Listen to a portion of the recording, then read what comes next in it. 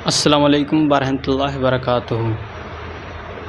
آج ہم جاننے والے ہیں کہ اللہ کا شکر کس طرح سے ادا کرنا چاہیے اور اللہ کی حمد کس طرح سے کرنی چاہیے۔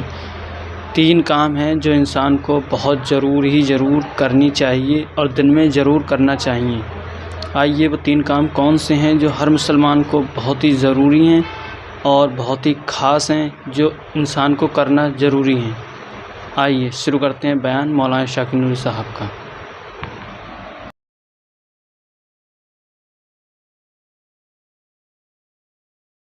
تو پہلی چیز، اللہ کے ذکر کو کبھی مت چھوڑو۔ اور حضور صلی اللہ تعالی علیہ وسلم کے بارے میں ہے یذکر اللہ فی کل حین، ہر وقت حضور صلی اللہ علیہ وسلم اللہ کا ذکر کرتے تھے، ہر وقت۔ آئیے اب دوسری چیز،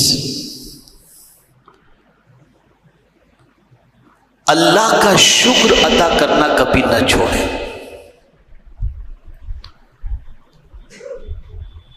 اگر ہم چاہتے ہیں کہ جتنا ہمارے پاس ہے اس سے بڑھ جائے، جتنا ہے اس سے بڑھ جائے، تو اللہ کا شکر ادا کرنا کبھی نہ چھوڑیں۔ اس لیے کہ قرآن کہتا ہے وَلَئِن شَكَرْتُمْ لَأَزِيدَنَّكُمْ، تم شکر کرو گے ہم تمہیں زیادہ عطا کریں گے۔ تو اس کا شکر کرنا کبھی نہ چھوڑیں۔ اور جتنی تکلیفیں آتی ہیں ناشکری کی بنیاد پر، قرآن کہتا ہے مَا يَفْعَلُ اللَّهُ بِعَذَابِكُمْ إِن شَكَرْتُمْ وَآمَنْتُمْ، اللہ تم کو عذاب دے کر کیا کرے گا اگر تم شکر کرو اور ایمان لاؤ۔ تو پتہ چلا ناشکری کی بنیاد پر، اور ناشکری کے اندر سب سے آگے اگر کوئی ہے تو وہ عورتیں ہیں، کہ آقا کریم صلی اللہ علیہ وسلم نے فرمایا میں نے جہنم میں جھانک کر دیکھا تو زیادہ تر عورتوں کو پایا۔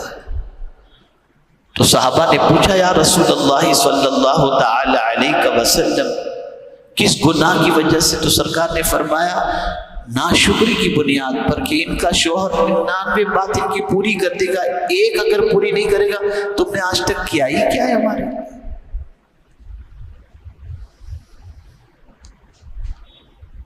تو اگر ہم چاہتے ہیں کہ نعمتوں میں اضافہ ہو تو شکر کرنا کبھی نہ چھوڑیں۔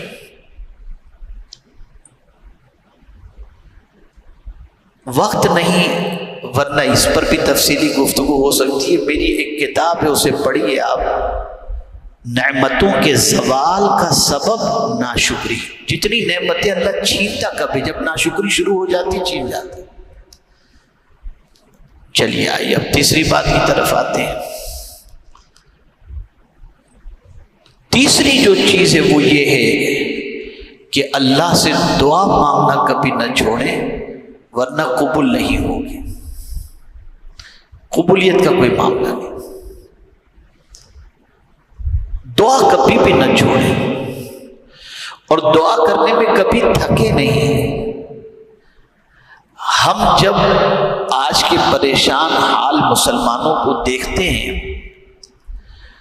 تو جتنا انسان کے پاس گڑ گڑاتا ہے، اگر اتنا خدا کے پاس گڑ گڑائے تو مولا کرم فرما دے۔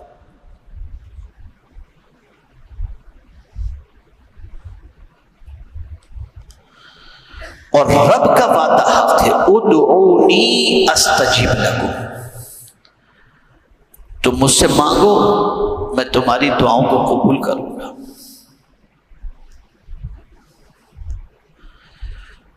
اور اللہ کی شان یہ ہے کہ آپ کو میں بتاؤں کہ کسی بندے سے اگر آپ نے کچھ مانگ لیا نا، دوستی ختم، اور اسے برا لگتا ہے۔ آپ ذرا آزما کے دیکھ لیجئے گا زندگی میں، کبھی آپ کو کار کی ضرورت ہو، ذرا کسی سے کہیے گا یار تمہاری کار چاہیے، اگر اس کے پاس مرسیڈیز ہے اور آپ کو کہیں جانا ہے، مانگ کر ذرا دیکھیے گا۔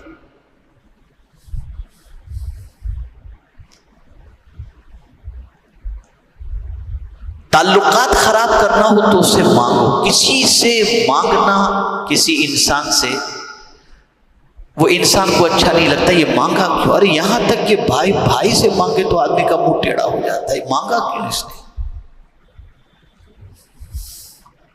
یہ انسان کی پوزیشن ہے۔ انسان سے مانگے تو انسان کو برا لگتا ہے۔ اے میرے کریم تیری عظمتوں پر قربان، تجھ سے بندہ نہ مانگے تو تو ناراض ہو جاتا ہے۔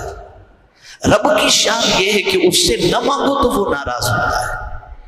غوث پاک رضی اللہ المولا تبارک و تعالی عنہ ارشاد فرماتے ہیں، ایک شخص نے مسجد میں نماز ادا کی اور نماز ادا کرنے کے بعد بغیر دعا کیے، بعض مسجدوں میں آپ دیکھتے ہوں گے دعا کا تصور ہی ختم ہے، سیدھے نکل گئے۔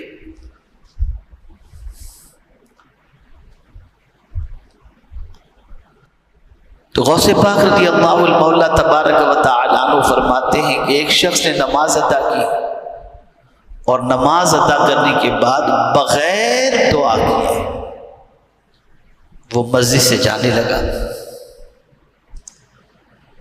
تو سیدنا غوث پاک رضی اللہ المولا تبارک و تعالی عنہ فرماتے ہیں اللہ کی رحمت نے اس کا پیچھا کیا کہ اب اللہ سے مانگے گا، اب اللہ سے مانگے گا، اب اللہ سے مانگے گا، لیکن وہ مانگا ہی نہیں اور مسجد کے دروازے سے باہر نکل گیا۔ تو غیب سے آواز آتی ہے، میرے بندے اگر تجھے مجھ سے مانگنے میں شرم آتی ہے تو مجھے بھی تیری عبادت قبول کرنے میں حیا آتی ہے۔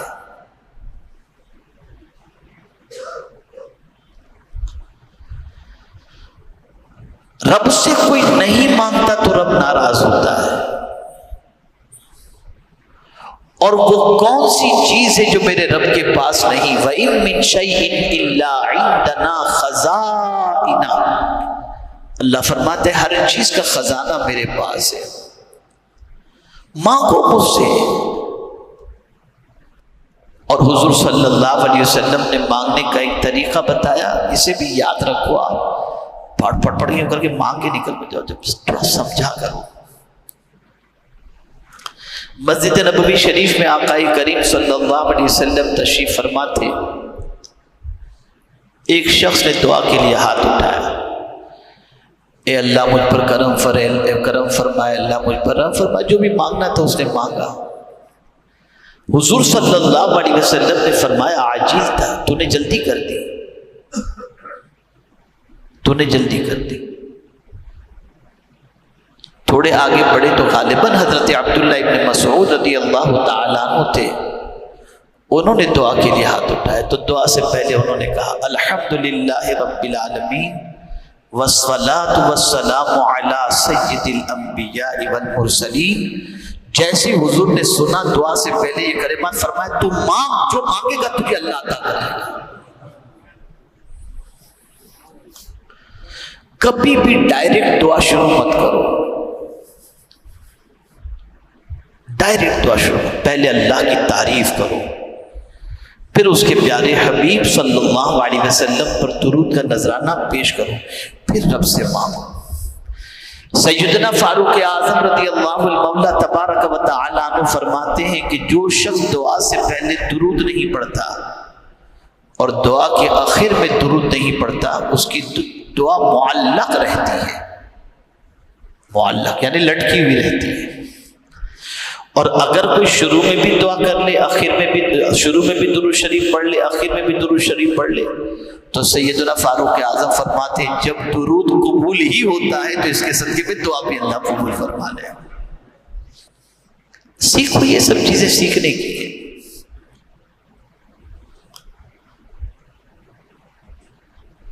اب اللہ سے مانگو گے ہی نہیں تو پھر قبول کہاں سے ہو؟ اس لیے فرمایا گیا دعا کرنا کبھی مت چھوڑ۔ اچھا، دعا کے اندر بھی حرام چیزوں کا کبھی بھی اللہ سے سوال نہ کرو، حلال چیز، جائز چیز، اس کا سوال کرو اللہ کی بارگاہ کے اندر۔ تو 3 چیزیں ہو گئیں۔ لائک کریں، چینل کو سبسکرائب کر دیں اور بیل آئیکن ضرور دبا دیں تاکہ آنے والی ہر اسلامک ویڈیو آپ تک سب سے پہلے پہنچتی رہے۔ السلام علیکم ورحمۃ اللہ وبرکاتہ۔